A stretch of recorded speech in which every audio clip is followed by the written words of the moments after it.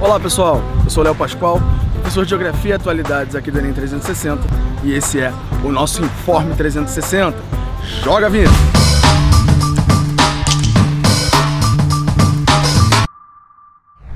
Galera, antes de começar esse vídeo, é fundamental que você deixe o seu like, fundamental para a manutenção do canal, a sua participação, a sua interação. E essa interação também pode vir através de um comentário. Deixe o seu comentário, a sua dúvida, vamos interagir dentro do canal Enem 360, que é o nosso canal. Também, galera, compartilhe esse vídeo com o máximo de pessoas, para você ajudar bastante gente aí, criando essa rede do bem voltada à prova do Enem 2020. Se você ainda não se inscreveu, se inscreva em nosso canal e ative também o sininho de notificações para ter acesso ao conteúdo completo do canal Enem 360. E você já sabe que o Informe 360 é a nossa principal rede, nosso principal noticiário de informações relevantes para a prova do Enem. Você encontra a gente aqui sempre de 14 em 14 dias, né? Domingo sim, domingo não, sempre aqui dentro do canal Enem 360 com uma informação bastante relevante para você. Vamos lembrar os últimos episódios? A gente falou sobre informações gerais do canal Enem 360 e as datas de prova no primeiro episódio. Vimos também características do edital da prova, né? Informações relevantes sobre a prova dispostas em seu edital. Falamos também sobre competências e habilidades do Enem e hoje nós veremos então o assustador TRI, a teoria de resposta ao item. Você já se perguntou alguma vez por que uma pessoa que acertou menos questões na prova tirou uma nota maior do que outra que acertou mais questões? Como é que isso é feito? Para o Enem, cada questão representa um item e para medir a nota, que pode variar entre 0 e 1000, é necessário ver o grau de dificuldade de cada questão. E o Enem possui uma base própria, na qual ela define a partir de estudos, a partir de análise empírica, quais questões apresentam menos dificuldade e quais questões apresentam mais dificuldade dentro da prova. Ficou confuso? O Diego vai trazer isso para você direto da tela de casa. Diegão, apresenta aí para a galera o TRI. Olá pessoal, eu sou o professor Diego Moreira, eu sou professor, especialista em neurociência pedagógica e seu mentor educacional aqui no canal Enem 360. Hoje eu estou aparecendo de um jeito um pouquinho diferente, minha câmera deu um problema aqui na gravação, então tem essa fotografia minha para você poder me acompanhar. Desde já estou pedindo aqui o seu joinha nesse vídeo, tá? Se inscreve no nosso canal, compartilha, deixa sua dúvida aqui para mim, se por acaso, nesse momento de hoje do nosso Informe 360 acabar e você ficar com algumas perguntas, pode mandar para a gente que a gente responde, beleza? Então a gente vai começar aqui a fazer o nosso bate-papo sobre TRI. O Léo já fez uma apresentação inicial, né? Esse é o nosso assunto, a teoria de resposta ao item. Nosso objetivo hoje é ajudar você a entender como é que é calculada a sua nota no Enem e entender como esse critério pode ser usado por você, né, a seu favor, para que você possa potencializar, melhorar, maximizar o seu resultado e assim favorecer a sua aprovação, beleza? Existem algumas dúvidas que são muito frequentes entre os candidatos, os participantes do Enem, e eu trouxe algumas aqui para vocês verem. Por exemplo, né? Como é calculada a minha nota no Enem? Essa é uma dúvida fundamental de muita gente, tá?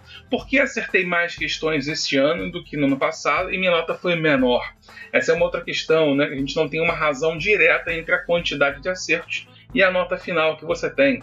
Qual é o peso de cada questão do Enem? Então esses são 3 exemplos de dúvidas extremamente comuns. A gente vai conversar um pouquinho sobre isso agora e você vai entender por que isso funciona de uma maneira um pouco diferente do tradicional, tá?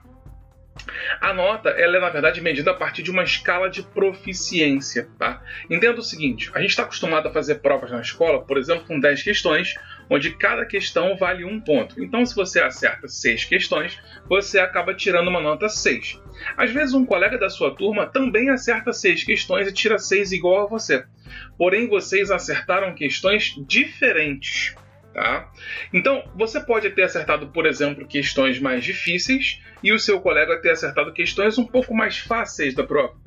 Por que vocês teriam o mesmo conhecimento matemático refletido numa nota igual, que é 6 para cada um?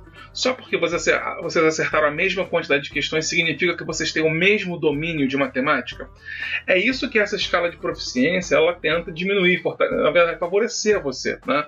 Ou seja, se você consegue demonstrar que tem um conhecimento melhor, você vai conseguir um resultado que é melhor, tá certo? Então, a escala de proficiência, na verdade, ela mede o seu conhecimento, tá? O quanto você conhece de matemática dentro daquela amostra que foi apresentada dentro da prova. A prova é composta por questões com parâmetros que são estabelecidos previamente, tá? A gente vai falar de pré-testagem aqui, vou explicar isso para vocês, a forma de estabelecimento desses parâmetros, tá? Eles determinam um valor de posição que é a média, são os 500 ali. A primeira vez que eles fizeram isso foi aplicando a prova do Enem em 2009, e aí a média obtida pelos candidatos passou a representar esse valor de posição que é o 500 da prova. Hoje eles fazem isso com base na prova do ano anterior. Então a média do ano anterior se torna o 500 da prova do ano seguinte, tá?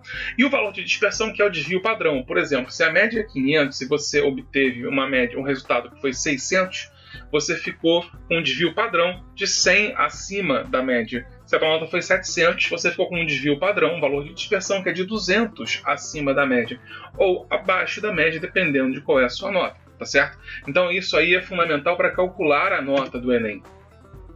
Existem 3 parâmetros que são fundamentais para a gente poder chegar à determinação de uma nota no Enem. A discriminação, o poder de discriminação de uma questão, né? O nível de dificuldade que ela apresenta e a possibilidade do acerto casual. O que significa discriminação, né? É um poder que diferencia os candidatos que dominam ou não dominam a habilidade em questão. Você pega lá uma questão de ciências humanas com a habilidade número 30, que fala sobre questões referentes à natureza, ao meio ambiente, enfim, né? Tem uma pegada de geografia física, vamos dizer assim, tá certo? Se você acerta aquela questão, significa que você está dominando essa habilidade. Se você erra, significa que você está não dominando essa habilidade. Então, as questões elas têm um poder de discriminação, de diferenciar quem domina e quem não domina. A dificuldade é um outro parâmetro importante. Algumas questões são feitas com base em habilidades mais simples, portanto, elas são mais fáceis. Outras questões são feitas com base em habilidades mais complexas, portanto, elas são mais difíceis, tá?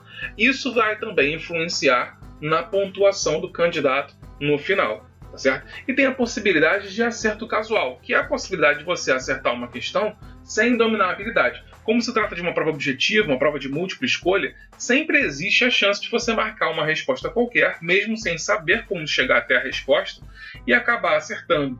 Então a gente vai ver que o Enem ele funciona com base nesses parâmetros e a gente vai entender por que às vezes um chute pode acabar sendo penalizado na prova do Enem, tá? Esse gráfico ele é o gráfico da curva de característica do item. O que ele traz para a gente, né? Ele traz para a gente uma situação de um participante A, tá? Vou mostrar aqui para vocês indicando com a setinha. Esse participante A, ele teve uma proficiência na prova de aproximadamente 650, foi a média dele. E isso significa que a probabilidade de acerto que ele tem, tá? De 0 a 1, de 0 a 100%, né?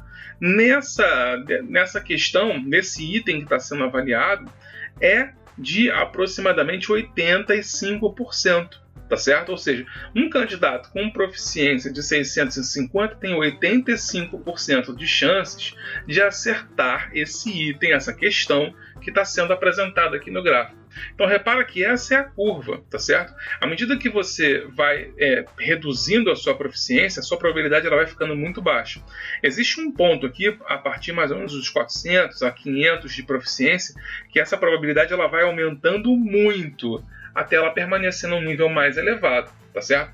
Então eles acreditam que o participante já tem 85% de chances de acertar o item desse gráfico que está sendo apresentado aqui, tá certo?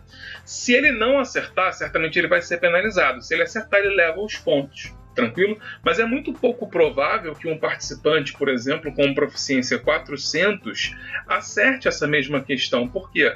Porque esse participante com a média de aproximadamente 400, ele tem aqui uma chance de menos de 20%, uma probabilidade de menos de 20%. O que significa que, se por acaso ele acertar, provavelmente foi um chute, né? Um acerto casual. Essa é uma questão que tem um nível aí um pouco mais elevado em relação aos candidatos que têm um desempenho mais baixo. Então, ele provavelmente vai ser penalizado, ele não vai levar a pontuação dessa questão difícil que ele acertou com base no chute. É assim que funciona, tá? Você não é punido por chutar, você deve marcar sempre uma resposta, você nunca deve deixar em branco, mas você pode não levar os pontos.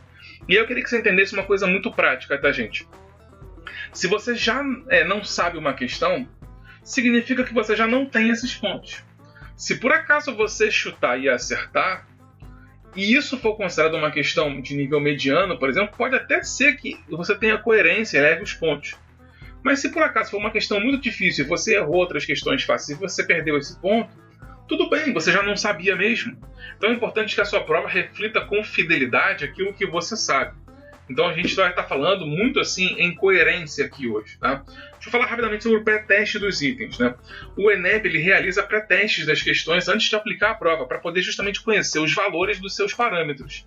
Para saber se uma questão é fácil, se ela é de nível mediano, se ela é difícil. Ele aplica essas questões para uma grande população, tá? Depois ele seleciona questões que foram aplicadas, pré-aplicadas, pré-testadas, né? E coloca nas provas, ok? Com esses dados, as questões são posicionadas na escala, na régua, ou seja, as questões elas são posicionadas numa régua de acordo com o nível de dificuldade. Por exemplo, aqui a gente está vendo essa régua, tá, que demonstra isso. Então você vê aqui, ó, questão 1, questão fácil, candidatos com menos de 300 de proficiência devem acertar. Questão 34 também é uma questão com candidatos com menos de 400 de proficiência devem acertar. Agora, se você está falando, por exemplo, da questão 45, essa é uma questão que provavelmente o participante B, que teve proficiência 400, já não deve acertar. Por quê? Porque ela é uma questão que tem valores de parâmetro que chegam a 500. O participante A, por exemplo, ele deve acertar as questões 1, 34, 45, 12, 16. Mas o participante A, com essa média de 650, provavelmente não vai conseguir acertar as questões 19 e 35. Se ele acertar com base no chute, o sistema deve tirar essa pontuação dele e ele não deve levar isso para frente, tá certo? Questões fáceis são posicionadas na parte inferior da régua e as questões difíceis ficam na parte superior da régua, tá certo?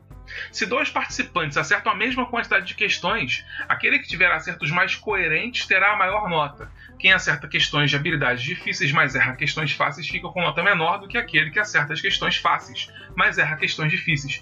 Isso porque o INEP ele exige com o TRI a maior coerência possível. Ele tem esse mecanismo que é um mecanismo anti-chute. Então, o que você deve fazer nesse caso? Tá? O que você deve fazer para conseguir o melhor desempenho? Basicamente, seja coerente, seja você mesmo. Resolva tudo o que você sabe, tá? Não fica se preocupando em, essa questão é difícil, então eu vou fazer porque ela vale mais pontos. Essa questão é fácil, então eu vou deixar para depois porque vai valer menos. Não. Você não pode perder uma questão fácil. Se você acertar as questões fáceis e as questões medianas, e aí depois disso conseguir acertar uma questão difícil, pô, maravilha, cara, você vai acabar se dando bem, tá? Mas se você gastar seu tempo com questões muito difíceis, tá? Questões que você não sabe, e acabar deixando de resolver questões que você conseguiria acertar, você pode se prejudicar demais. O TRI funciona assim, entenda isso que você vai conseguir construir um resultado melhor. E pelo amor de Deus, não deixa nenhuma questão em branco, tá? Essa coisa do anti-chute, entenda o seguinte, se você acertar, pode ser que você ganhe o ponto, mas se você errar, aquilo que você não sabe, você já não acertaria mesmo. Então não deixe em branco, porque você pode acabar ganhando alguns pontos em função de um acerto, mesmo que ele seja por acaso, mesmo que ele seja um acerto e de uma questão que você não resolveu na prática, tá? Então não deixe as questões em branco. Galera, por hoje é isso. Eu espero que vocês tenham aproveitado esse vídeo. Se tiverem dúvidas, mandem para mim, tá? Se inscrevam aqui no nosso canal, siga a gente nas redes sociais, compartilhe esse vídeo com quem você acha que pode aproveitar esse conteúdo e a gente se vê no próximo Informe Enem 360. Um grande abraço e até a próxima.